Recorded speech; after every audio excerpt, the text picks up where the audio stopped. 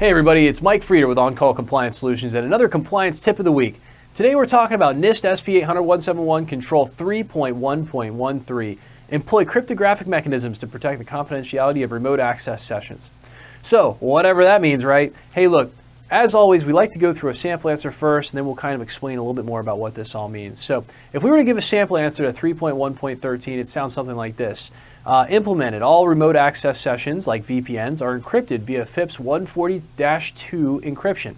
There's no non-encrypted option to connect to the network remotely. You just can't do it. Connections to the Office 365 GCC high environment, if you got one of those, containing CUI, utilize enforced FIPS-140-2 compliant encryption, AES 256-bit encryption for all those connections. Hey, good news, on the GCC high side, it's like built in, right? You almost kind of can't mess it up. But with VPNs, your firewall may in fact need some special configuration to make sure that whatever encryption being used is up to FIPS-140-2 encryption. Now, here's a really cool understanding of why they require cryptographic mechanisms to protect the confidentiality of remote access sessions. If you're using a remote access session, then you're remotely accessing CUI, and there is no way to physically protect the CUI, right? That's the whole point of remote. And there's two primary ways to protect controlled unclassified information. Method number one, physical safeguarding, right? Secure building, locked briefcase, you get the point. Something physical that protects it.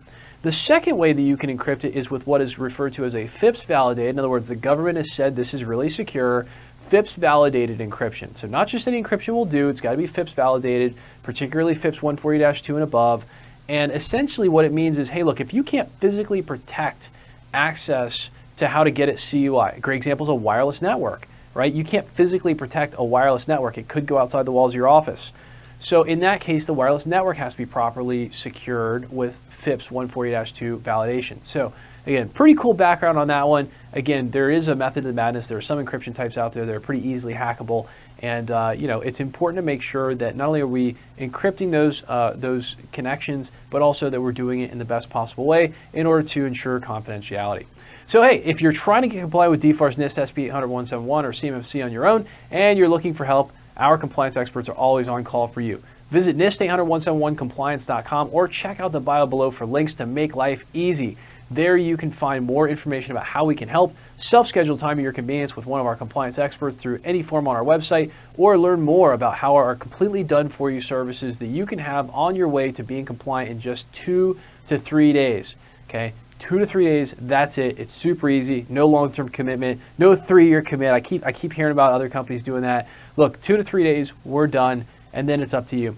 Hey, if you love the content we're putting out here, look, we're just trying to level the playing field, right? If you're a small to mid-sized defense contractor with under 5,000 employees, or maybe you just got one employee and it's just you hanging in here trying to figure this out, guess what? We can definitely help. Help us out, though, by giving us a big thumbs up on that like button below, or smash the subscribe button to get the latest compliance content as soon as our compliance nerds roll it out. It's a great way to stay prepared for that upcoming CMMC certification everybody's going to have to go through eventually. And hey, look, until the next compliance tip, my friends, stay safe and secure out there. Hit us up in the comments below to let us know what you'd like to know more about when it comes to information security and compliance, and I'll see you on the next one.